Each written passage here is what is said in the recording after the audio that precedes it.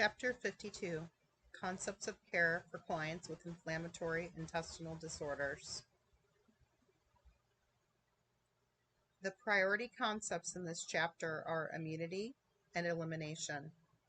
The interrelated concepts in this chapter are nutrition and comfort.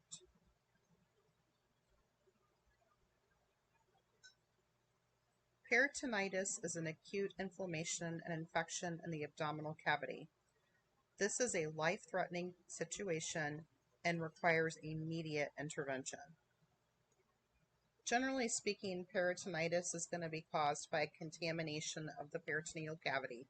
This can happen by bacteria or chemicals.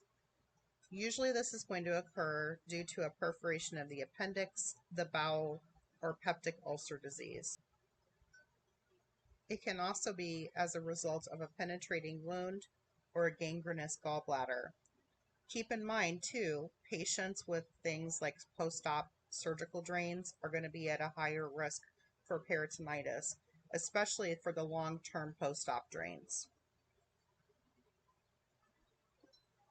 Regardless of the cause, when this contamination occurs, the body is going to respond with an immune response to the area. Extra blood is then going to be shunted, which is going to cause vessel dilation. If this goes untreated, the vessel dilation is going to continue and fluid is going to begin to shift from the extracellular space into the peritoneal cavity.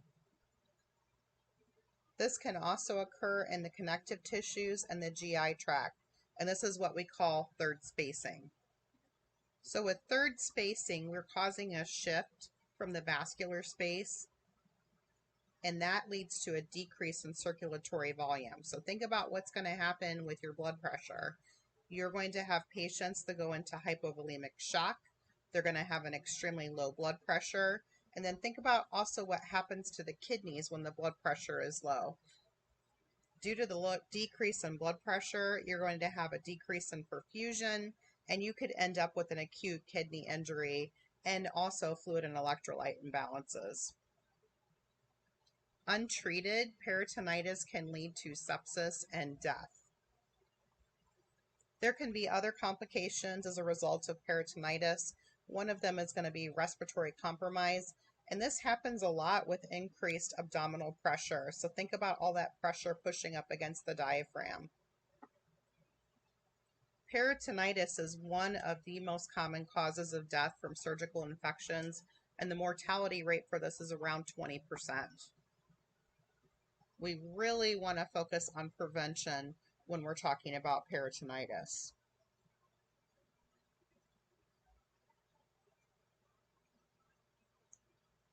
For assessment findings, you're going to find your patients have abdominal pain, tenderness, and distension. You're going to see an elevation in WBC. So sometimes I have seen these well over 20,000, sometimes over 30,000 in severe cases. So keep in mind your normal is going to be around that 4,000 to 10,000. Some facilities even go up to 12,000 mark on that. You're going to monitor your clients for fever, tachycardia, and also their blood pressure and pain.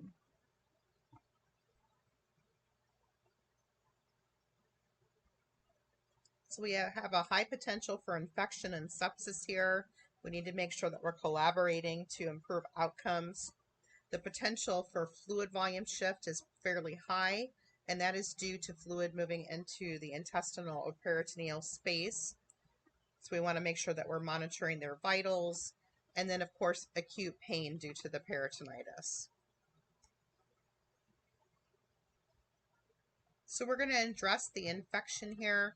The client will be prescribed a broad spectrum antibiotic, and that is going to be in place until we know what the pathogen is. So in an ideal situation, we're going to be taking cultures of that peritoneal fluid just to make sure that we know what type of pathogen is existing so we can target it with more specific antibiotics at a later date. That being said, if we have an order for a culture of any kind, we want to make sure we collect that culture before we start your client on antibiotics. And then the follow-up would be for that to make sure that you're following up on the culture itself and taking a look at the sensitivity report and making sure that the antibiotic that their client is on is covering for that particular pathogen.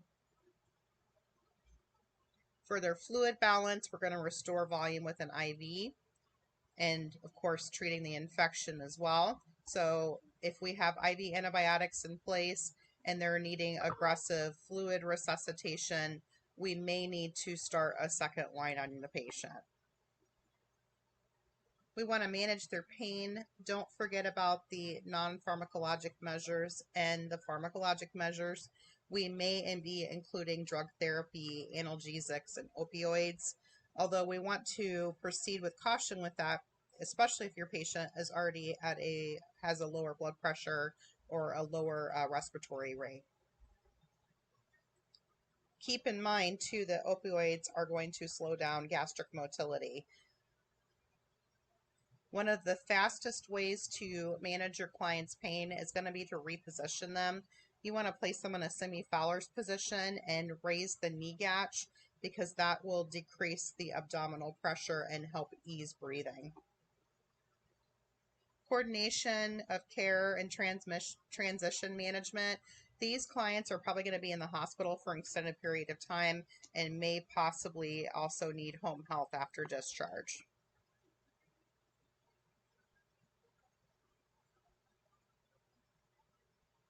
Here's a nice little picture of McBurney's Point. So that's located midway between the anterior iliac crest and the umbilicus and the right lower quadrant.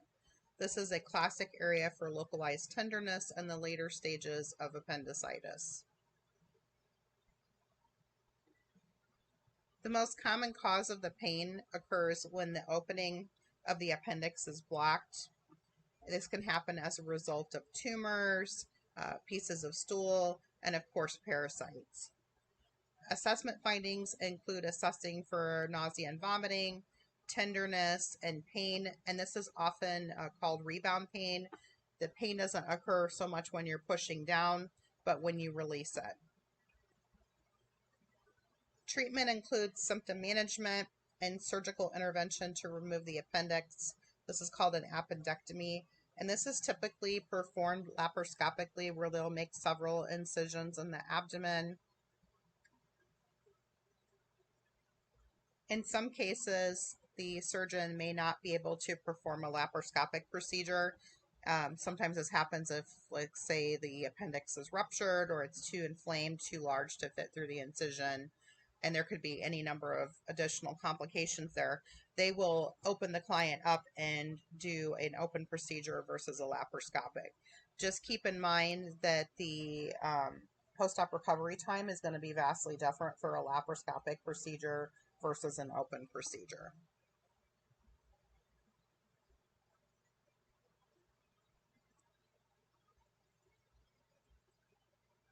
Then we have ulcerative colitis. So this is going to create a widespread inflammation of the rectum and the sigmoid colon. So we're looking at the GI tract. This photograph here shows significant mucosal edema and inflammation with the ulcerations and the bleeding that you see here. Clients with ulcerative colitis are going to have periods of remission with the exacerbation where it gets worse. So they're going to have symptoms that come and go. Treatment is usually going to be steroids, and you're going to monitor these clients for hyperglycemia due to the steroids, and they will also have increased bowel sounds as a result. There are many concerns with ulcerative colitis. If you think about it, you're looking at these areas of bleeding. So the ulcerations can cause a drop in hemoglobin and hematocrit. This can also result in impaired nutrition, fluid and electrolyte imbalances, and there's a lot of psychological effects with this too. Some of these clients can't stray very far from the bathroom, so there can be some depression and anxiety are also common. But the major concerns with this are going to be toxic megacolon, and that is going to be as a result of massive dilation of the colon, and this can lead to gangrene and peritonitis.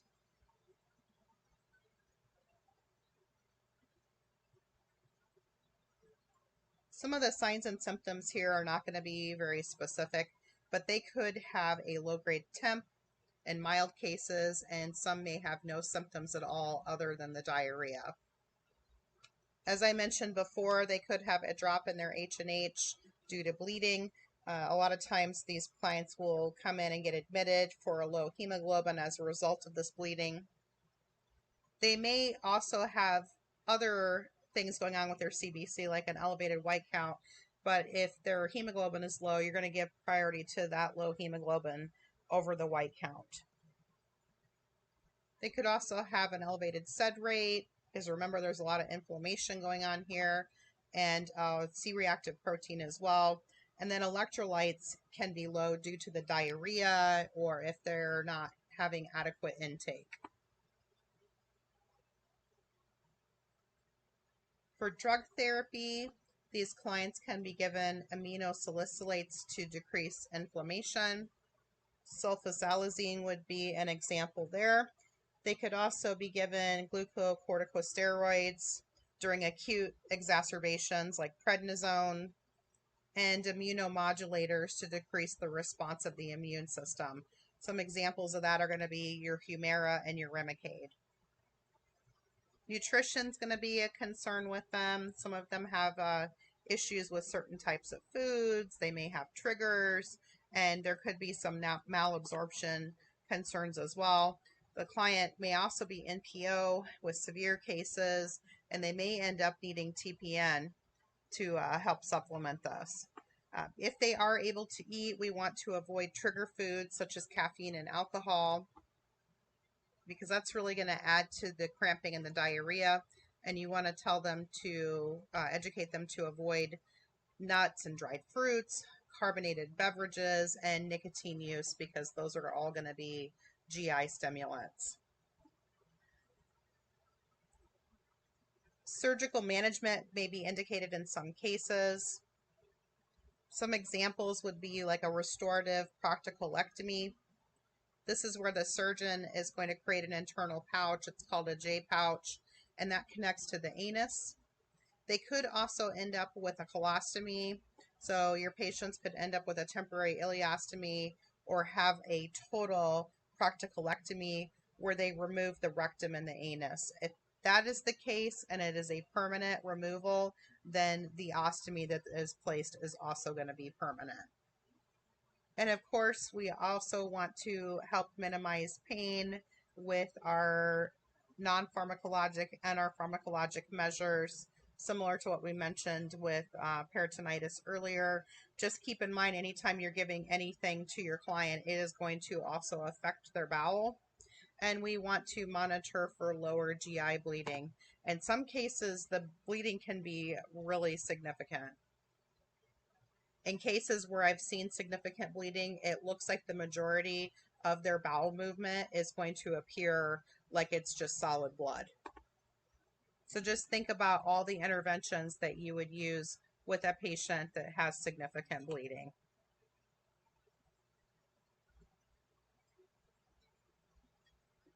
So then we have Crohn's disease. So Crohn's is going to be characterized by a thickened bowel wall with deep ulcerations and strictures. And you can see here, it kind of looks like a cobblestone, and that's what we call it. So with these patients, a CAT scan can be helpful with a diagnosis. And bleeding is also going to be a concern with Crohn's disease. So we're going to monitor our H&H closely, and WBCs are usually going to be elevated. But in the same case with ulcerative colitis, your H&H is going to trump or outweigh that WBC. So you're going to take care of the low H&H first. Treatment is going to include drugs that suppress the immune system, and surgical excision may be necessary in some severe cases. Sometimes this even results in the placement of a colostomy. And the other thing to consider, I have seen clients that have both Crohn's disease and ulcerative colitis. So just because you have one doesn't mean you won't also have the other. And typically those patients end up with a permanent placement of a colostomy. So here we have diverticula, and there are actually several located in this picture that you can see here. Here's a good internal image of it.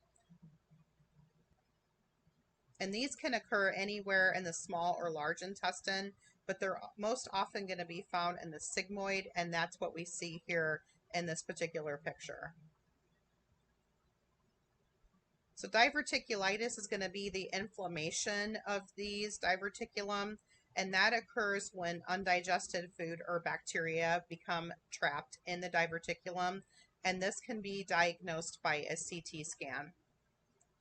Usually there's no symptoms of this unless bleeding is present. Sometimes they will have most commonly left lower quadrant pain, and it makes sense based off of where the problem is located. But if they have higher diverticulum, the pain could be a little bit higher. They could also have constipation due to inflammation, a low-grade fever, tachycardia, and blood loss. So we're going to monitor for their CBC, especially their H&H again, and WBC count. Care is going to be based on the symptoms, and we really want to help prevent diverticulitis because that can also lead to perforation. So the focus here is going to be on prevention. We want to educate these clients on diet restrictions because you can see these little pouches here are prime candidates for small items to get stuck in, like nuts, peanuts, popcorn, anything with seeds on it they should really avoid.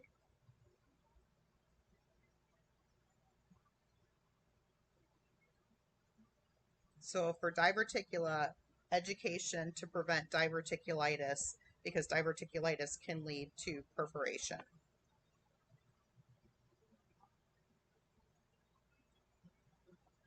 Anorectal abscess. So this is going to be an area of induration and pus, and these are located in the soft tissue near the rectum and the anus.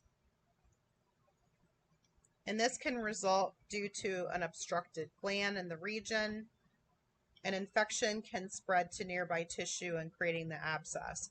So just think about this for a minute because we spend a lot of time sitting, especially as students, you're sitting in a classroom. So if you can imagine all the pain that's going to be associated with this, you really want to focus on positioning. There are cushions they can buy that way that they can sit with decreased pain. You can have a sitz bath for this, depending on what is going on there. Antibiotics, surgical excision, and so on. So you're really going to focus on peritoneal or perineal hygiene, administer analgesics for pain, positioning, and then you want to make sure that they aren't constipated because that's going to cause quite a bit of pain if they're having to strain. So they may need stool softeners and increased fiber.